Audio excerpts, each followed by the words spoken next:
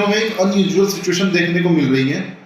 Restaurants को commercial LPG cylinders मिलने बंद हो गए हैं और कुछ लोकेशंस पे तो रेस्टोरेंट टेम्परेरीली बंद होने की स्टार्ट हो गए हैं।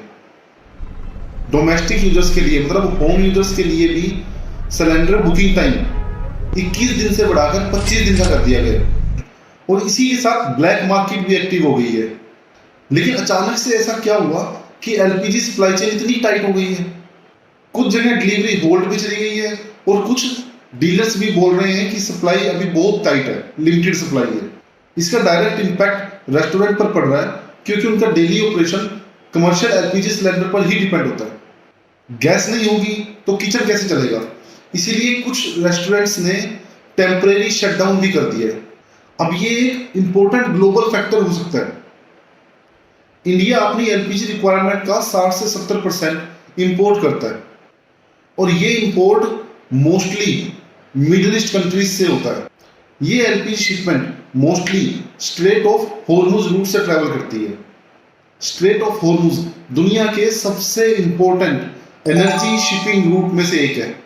ग्लोबल ऑयल और एलपीजी शिपमेंट का एक बड़ा हिस्सा इसी रूट से आता है। अब ईरान और इजराइल के बीच जो टेंशन चल रहा है उसकी वजह से शिपिंग कंपनी के लिए रिस्क हैवी हो गया है। ईरान ने भी वार्निंग दी है कि अगर कॉन्फ्लिक्ट एस्केलेट होता है तो स्ट्रेट ऑफ हॉर्मुज रूट पर शिपमेंट्स को टारगेट किया जा सकता है।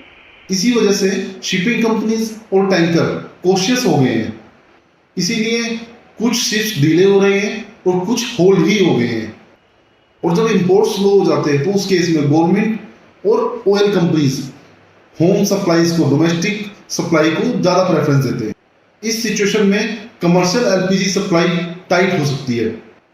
इसी वजह से रेस्टोरेंट और फूड बिजनेसेस सबसे पहले इंपैक्ट फेस करते हैं। जब भी सप्लाई टाइट होती है तो एक और चीज एक्टिव हो जाती है, ब्लैक मार्केट।